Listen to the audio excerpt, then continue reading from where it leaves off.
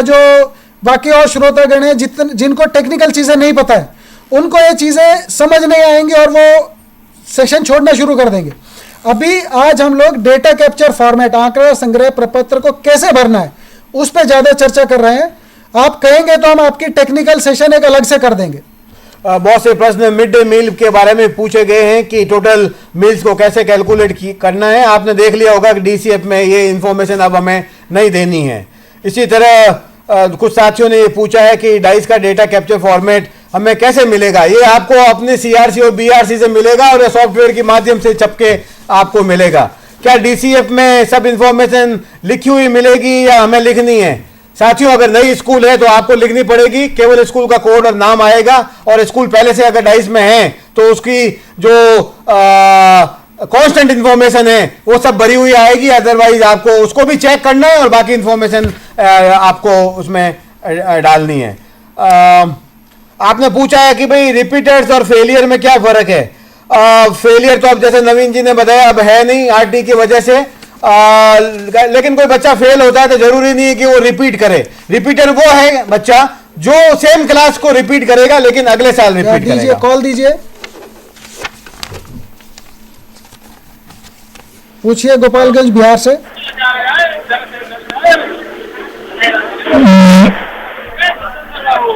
बोलिए।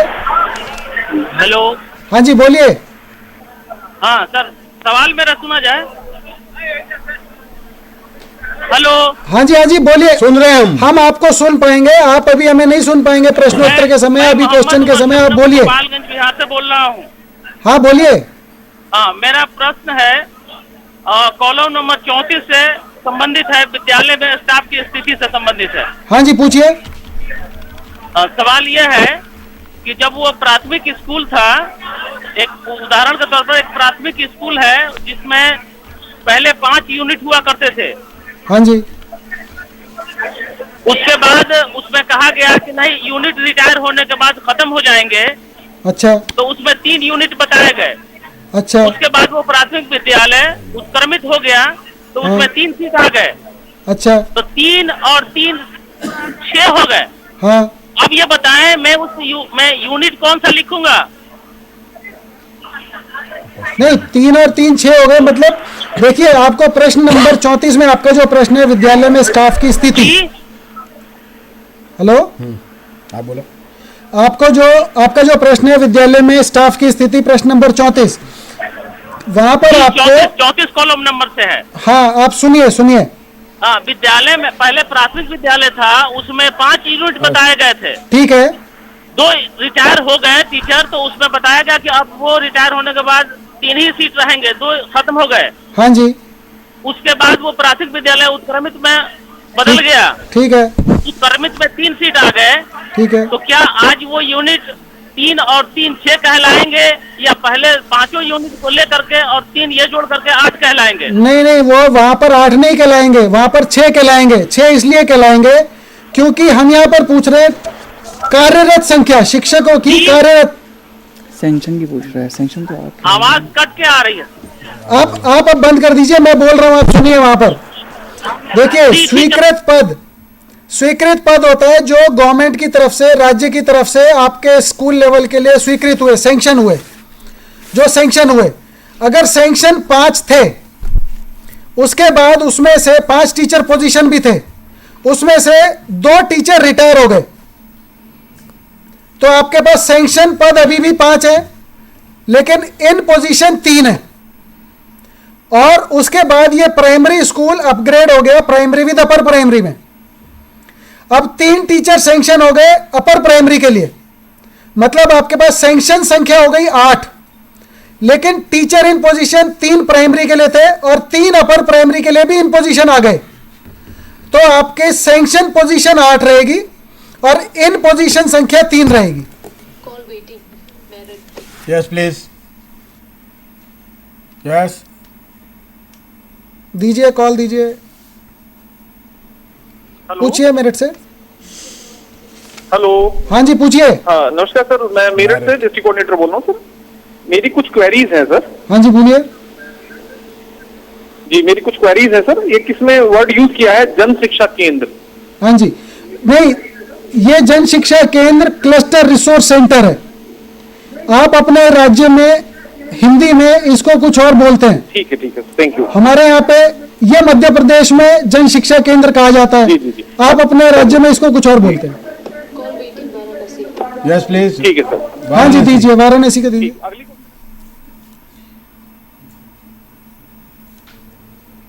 वाराणसी हम देख पा रहे हैं आपको। हाँ वाराणसी से बोलिए, आप दिखाई भी दे रहे हैं आज तो। हेलो हाँ जी बोलिए। हेलो हाँ जी बोलिए। हेलो हेलो सर, ये पूछना था स्कूल कैटेगरी में हाँ जी उसमें आप बोल रहे हैं माध्यमिक को कक्षा 6 से 8।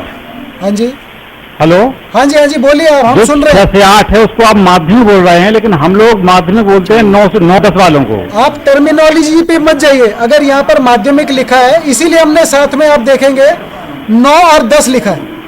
आप 9 और 10 वाले विद्यालय को जो बोलते हैं आपके डेटा कैप्चर फॉर्मेट में वही प्रिंट होगा।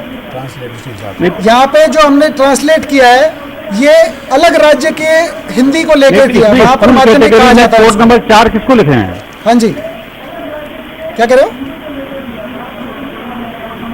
आप क्लास के हिसाब से उसमें लिखेंगे। उसमें कोड नंबर 4 देखिए सर। आप आपके विद्यालय में जो 4 नंबर केवल माध्यमिक मतलब जी। अपर प्राइमरी ओनली, इंग्लिश में सभी का सेम होता है। कोड नंबर 4 का मतलब है जी अपर प्राइमरी ओनली, मतलब 6 से 8। Upper primary. हाँ, अब 6 से 8 को आप अगर हो सकता है केवल माध्यमिक नहीं कहते, आप कहते होंगे केवल उच्च मतलब प्राथमिक। माध्यमिक नहीं है। आप केवल उच्च प्राथमिक कहते हो ना। जी हाँ, आप केवल हाँ, उच्च जी, जी, प्राथमिक जी। कहते हैं। हम देख रहे हैं आपको अपने यहाँ ऐसे ठीक है, गर्दन ठीक है। हिलाई अभी। आप अपने ट्रांसलेशन उसी हिसाब से करेंगे, अपनी भाषा के हिसाब आपके से। राज्य में जो प्रपत्र प्रिंट होगा जी, जी, वो जी। आपके राज्य की भाषा के अनुसार ही होगा। इसीलिए हमने ब्रैकेट में कक्षा लिखी है, कक्षा 6 से 8 केवल माध्यमिक या उसको केवल उच्च माध्यमिक प्राथमिक। को अपर प्राइमरी मान लेते हैं। हाँ जी, अपर प्राइमरी बोलते हैं उसको। ठीक है। ओह यस ठीक यस प्लीज। ठीक है। यस हाँ जी बोलिए। जम्मू डोडा। कश्मीर। हेलो बोलिए। सर, मेरा क्वेश्चन है हाँ जी हम मुस्लिम एसटीज को मुस्लिम माइनॉरिटी में इंक्लूड करें या नहीं? मुस्लिम एसटीज को। मुस्लिम एसटीज को मुस्लिम माइनॉरिटी में इंक्लूड करें या नहीं? सर देखिए, जो आपका डेटा कैप्चर फॉर्मेट जब आप देखोगे, हम ऊपर कहते हैं general, SC, ST, OBC and then total. जी सर।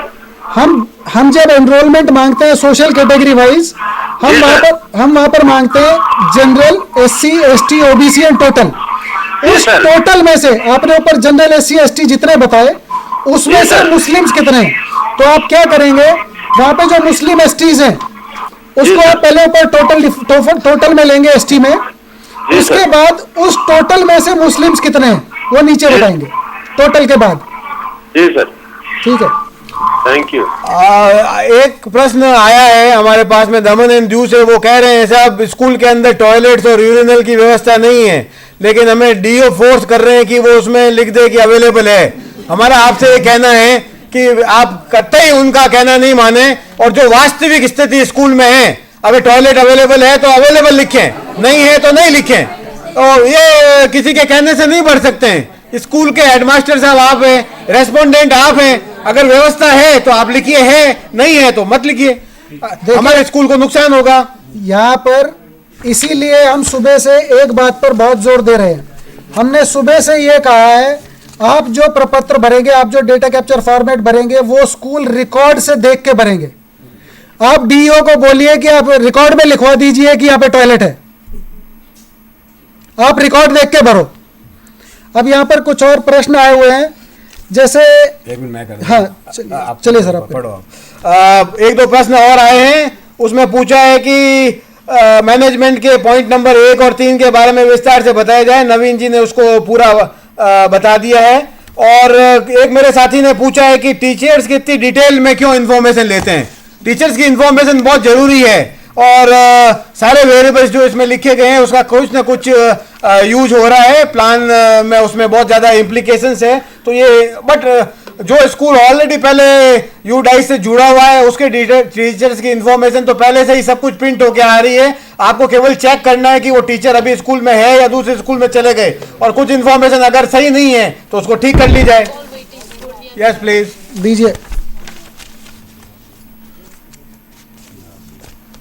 यस बिहार पूर्णिया। हाँ जी पूछिए। लग गया पूर्णिया बिहार हमरे। पूछिए। हेलो। हाँ जी पूछिए। हेलो। हाँ जी पूछिए, हम सुन रहे हैं। हाँ सर, एक 22 नंबर में क्वेश्चन है, ईयर ऑफ रिकॉग्निशन स्कूल। हाँ जी। 22 नंबर है सर, एक है year of recognition of school elementary secondary और हायर सेकेंडरी, इसमें क्या हाँ जी। और एक 34 नंबर में है सर कि कॉन्ट्रैक्ट टीचर, तो बिहार में सर नियोजित शिक्षक जो है उसको क्या माना जाएगा? नहीं, 22 में क्या पूछना है? विद्यालय को मान्यता मिलने का वर्ष, ईयर ऑफ रिकॉग्निशन। हाँ जी, उसके नीचे में जो है रिकॉग्निशन स्कूल एलिमेंट्री। देखिए, रिकॉग्निशन जितने गवर्नमेंट स्कूल्स होते हैं वो तो पहले से रिकॉग्नाइज होते हैं जी। ठीक है। अगर कोई स्कूल, कोई विद्यालय ऐसा है जो गवर्नमेंट का नहीं है, प्राइवेट एडेड है या प्राइवेट अनएडेड है, प्राइवेट अनएडेड स्कूल को उसमें प्रारंभिक स्तर एलिमेंट्री सेक्शन क्लास 1 to 8 को रिकॉग्निशन कब मिली? हाई स्कूल, सेकेंडरी स्कूल, 9वीं 10वीं अगर उस क्लास उस विद्यालय में सेक्शन है उनको रिकॉग्निशन कब मिली? और हायर सेकेंडरी 11वीं 12वीं को रिकॉग्निशन कब मिली? उसका ईयर लिखना। गवर्नमेंट स्कूल तो पहले से रिकॉग्नाइज होते हैं। अब गवर्नमेंट स्कूल की रिकॉग्निशन का ईयर क्या आएगा? जिस टाइम वो स्कूल खुला था उसी टाइम वो ईयर ऑफ रिकॉग्निशन आ जाएगा। दूसरा प्रश्न क्या था? अपग्रेड वाला। हमारे पास कुछ और प्रश्न है, जैसे किसी ने पूछा है, एक बार किसी ने एंट्री में स्कूल का नाम गलत डाल दिया तो उसको कैसे सुधारा जाए? सॉफ्टवेयर में अगर डेटा कैप्चर फॉर्मेट में करेक्ट नाम लिखा है तो सॉफ्टवेयर में प्रोविजन है, कोडिफाई में जाके, स्कूल कोडिफिकेशन में जाके आप चेंज कर सकते हैं। किसी ने पूछा है, can we edit employees name if he joined और लेफ्ट स्कूल? अगर टीचर्स में आपने टीचर का नाम डाला है और अगर टीचर का ट्रांसफर हो गया है या टीचर ने स्कूल से छोड़ दिया या टीचर रिटायर हो गया है तो आप उस स्कूल डेटा कैप्चर फॉर्मेट में उस पर लाइन लगा दीजिए, काट दीजिए। डेटा एंट्री के टाइम पे सॉफ्टवेयर में प्रोविजन है, उस टीचर का रिकॉर्ड सेलेक्ट करके आप डिलीट कर सकते हैं। एक किसी ने प्रश्न पूछा है जिसमें कहा गया है, हाँ जी दीजिए। यस वाराणसी। पूछिए। हाँ पूछिए। हेलो। हाँ, हेलो, हम ये जानना चाह रहे थे हाँ जी कि ये डीसीएफ फॉर्मेट के संबंध में जितने उल्लेख आपने किया है वह उसका पूरा सीडी यदि मिल जाता, सीडी, इसका वीडियो रिकॉर्डिंग, तो हम सभी विद्यालयों को दोबारा प्रसारित होगा। सही फॉर्मेट इसकी पूरी वीडियो रिकॉर्डिंग हम आप लोगों को नेट पे, यूट्यूब में, dice.in पे, schoolreportcards.in पे अवेलेबल करा देंगे। आपके स्टेट पे भी एक सीडी भेज दी जाएगी जिसको आप कॉपी करके यूज कर सकते हैं। किसी ने प्रश्न किया है, क्या डीसीएफ में सब इंफॉर्मेशन लिखा है या हमको लिखना पड़ेगा? उड़ीसा से किसी ने क्वेश्चन पूछा है कि डीसीएफ में सारा इंफॉर्मेशन लिखा हुआ आएगा कि भरना पड़ेगा? देखिए, जो पिछले साल आपने इंफॉर्मेशन भेजी थी वो सब तो लिखी हुई आएगी, लेकिन जो एनरोलमेंट का पार्ट है वो आपको लिखना पड़ेगा।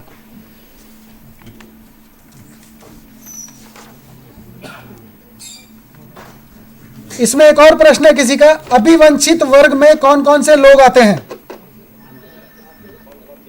There's a call. याद दीजिए।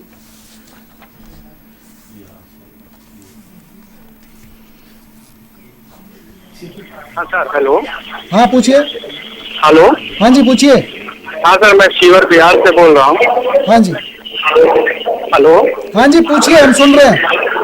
हाँ सर, मैं शिवर बिहार से पंकज कुमार बोल रहा हूँ सर। हाँ जी। हाँ सर, यहाँ बिहार में आपने बताया सर कॉन्ट्रैक्ट टीचर्स के लिए, हाँ जी, तो कॉन्ट्रैक्ट टीचर्स के लिए जो कोडिंग के लिए आपने जो बताया सर कि 1 साल 2 साल 3 साल के लिए जो कॉन्ट्रैक्ट टीचर्स होंगे, हाँ जी, उसके लिए उन्होंने आपने कहा था, तो यहाँ जो कॉन्ट्रैक्ट टीचर्स हैं वो 60 इयर्स के लिए है। हाँ तो फिर उनको सर उसी में डाला जाएगा ना? हाँ जी, देखिए कॉन्ट्रैक्ट टीचर मैंने जो उदाहरण दिया कि 1 साल या 2 साल या 3 साल, ऐसा फिक्स नहीं है। कॉन्ट्रैक्ट टीचर 6 महीने के लिए भी हो सकता है, 3 महीने के लिए भी हो सकता है, साल के लिए भी हो सकता है। वो आपके राज्य की परिभाषा है कि वो कॉन्ट्रैक्ट टीचर को कितने टाइम के लिए लेते हैं, वो कॉन्ट्रैक्ट पे डिपेंड करता है। हाँ सर, एक और प्रॉब्लम है सर। हाँ जी, हाँ सर, प्रॉब्लम ये है कि इसका एक टेक्निकल सेशन अगर आप सर ब्लॉक वाइज डाल देते तो ज्यादा बेटर होता सर इसके एंट्री के लिए। हम आपसे रिक्वेस्ट करेंगे कि आप अपने स्टेट को अगर एक बार रिक्वेस्ट करें, स्टेट MIS को, स्टेट ऑफिस को, कि वो एक टेक्निकल वर्कशॉप रखवाएं, या जब भी हम लोग टेक्निकल वर्कशॉप करते हैं उसमें आपको भेजें।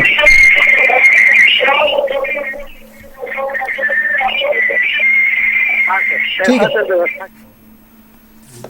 Call from Karnal. Yes please. हाँ जी, बोलिए। हेलो, हाँ नवीन जी, मेरा प्रश्न आपसे है। हाँ जी, अभी आपने मान्यता प्राप्त मदरसा की बात की थी, मान्यता प्राप्त तो मदरसा। प्लीज अभी हमारे पास एक क्वेश्चन आया है हमारे ब्लॉग से हाँ जी, कि कुछ मदरसा national institute of open schooling से मान्यता प्राप्त हैं, हाँ जी, क्या हम उनको मान्यता प्राप्त मानेंगे या नहीं? कृपया करके इसको स्पष्ट कीजिए। मानेंगे। किसी भी तरह का मदरसा जो किसी से भी मान्यता प्राप्त है, हालांकि हमने डेटा कैप्चर फॉर्मेट में रिकॉग्नाइज्ड बाय वक्फ बोर्ड लिखा है, लेकिन आप किसी भी तरह का मदरसा जो मान्यता प्राप्त हो, चाहे NIOS national institute of open school से भी अगर मान्यता प्राप्त है, आप उसका भी डेटा कलेक्ट करेंगे, मान्यता प्राप्त में ही काउंट करेंगे। यहाँ पर अब नवीन किसी का जी, मेरा प्रश्न ये एक है, प्रश्न अभी आया है कि ये जो लॉन्जिट्यूड और लैटिट्यूड जो स्कूल का है उसको हम गूगल के उससे ले सकते हैं कि ले लीजिए आप, अगर और कोई व्यवस्था नहीं है और आप लेना चाहें तो लेके उसमें लिख सकते हैं। किसी का प्रश्न है, वहां पर कहते हैं is DCF software available in Hindi language. देखिए, डेटा कैप्चर फॉर्मेट हिंदी में प्रिंट हो जाता है, आपकी रिपोर्ट कार्ड हिंदी में प्रिंट हो जाएगा, लेकिन जो आप डेटा एंट्री करेंगे वो हिंदी में नहीं है, वो आपको इंग्लिश में ही करनी है। किसी ने कहा है एनरोलमेंट में सीधा एनरोलमेंट की फैसिलिटी देना। हाँ जी, दीजिए। Disconnected.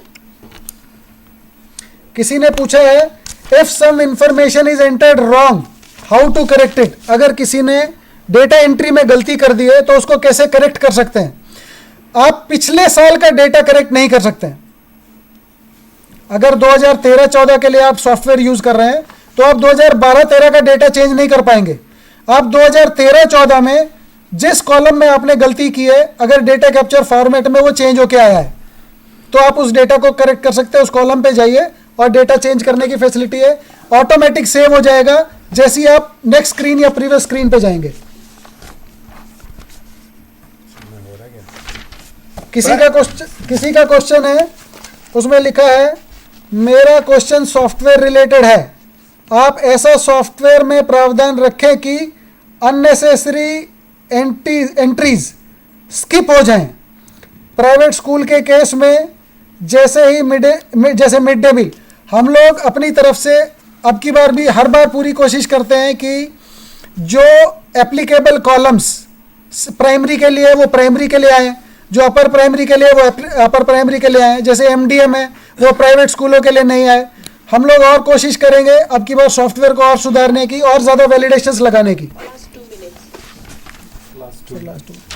दोस्तों, प्रश्न तो बहुत सारे हैं लेकिन समय अब नहीं बचा है, करीब समय खत्म हो रहा है। हम एक अंतिम प्रश्न हमारी ऑडियंस से लेते हैं जो स्टूडियो में मौजूद है। सर, अनिल स्कूल के लिए है, वो ये दिल्ली में एंट्री लेवल जो है वो प्री प्राइमरी है, 25% की बात आपने की है, तो उसके लिए जो है वो पहली क्लास में कैसे वो होगा, इसके बारे में नहीं, आप अगर डेटा कैप्चर फॉर्मेट देखेंगे, रिवाइज डेटा कैप्चर फॉर्मेट जो हमने नेट पे भी रखा हुआ है जी, उसमें हमने पिछले साल तक वो था कि क्लास 1 में, अब हमने वहां पे कर दिया है एंट्री लेवल में 25% के अंडर कितने बच्चों ने मांगा है। तो प्री प्राइमरी आ जाएगी। हाँ, अगर आप कोई भी लोएस्ट क्लास है, अगर मान लीजिए, इसीलिए हमने एग्जांपल दिया था, अगर मान लीजिए विद्यालय 6 से शुरू हो रहा है जी, 6 से 12, तो छठी में कितने बच्चों ने 25% आरटीई के अंडर जो कोटा होता है उसमें कितने लोगों ने अप्लाई किया, तो आप प्री प्राइमरी ले पाएंगे उसमें। लेकिन यहाँ तो हम तब डालेंगे जब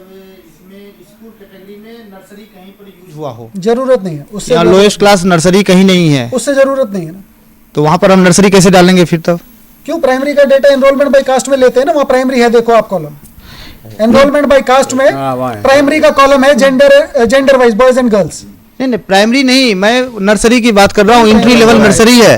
ठीक है, हम ये चर्चा जारी रखेंगे, वहाँ पर ये नहीं है, उस चर्चा को आगे जारी रखेंगे। अब समय की सीमा है और करीब करीब समय समाप्त हो गए हैं। दोस्तों, मुझे पूरा विश्वास है राज्य स्तर के अधिकारी और जिला स्तर के MIS के अधिकारी जल्दी मिलकर इस प्रपत्र को 2013-14 के हमारे डाइस का डेटा कैप्चर फॉर्मेट को जल्दी छापकर BRC और CRC की मार्फत ट्रेनिंग करने के बाद स्कूल तक पहुंचा देंगे। हेडमास्टर साहब अच्छी तरह से उसको भरेंगे, CRC वापस 100% बेसिस के ऊपर उसको चेक करेगी, 20% पे BRC करेगी, और जहां पे डेटा एंट्री हो रही है वहां पर कंसिस्टेंसी मॉड्यूल को अच्छी तरह से चलाकर और स्कूल रिपोर्ट कार्ड को छापकर वापस स्कूल तक पहुंचाया जाएगा, ताकि स्कूल के हेडमास्टर साहब ये देख लें कि जो उन्होंने भर के भेजा था वो इन्फॉर्मेशन डेटा एंट्री करते वक्त सही हुई या नहीं हुई है। मुझे पूरा विश्वास है, हम सभी को पूरा विश्वास है कि 2013-14 में हम और बची हुई स्कूलों को कवर कर लेंगे और डेटा की गुणवत्ता, quality, consistency, data sharing, utilisation और डिसेमिनेशन और अच्छा पहले से बेहतर हो जाएगा। मैं आप सभी का, पूरे हिंदुस्तान में ये देखने वाले हमारे साथियों का बहुत बहुत धन्यवाद देता हूँ। स्टूडियो में बैठे हुए हमारे साथियों का भी धन्यवाद देता हूँ। इतना इंटरैक्टिव ये प्रोग्राम रहा है, उसके लिए हम सब आपके आभारी हैं। मुझे दुख इस बात का है कि क्वेश्चंस तो हमारे पास में बहुत आए, लेकिन समय की सीमा के हिसाब से हम उन सब का जवाब न दे पाए हैं। ये हमारा इंटरेक्शन है वो निरंतर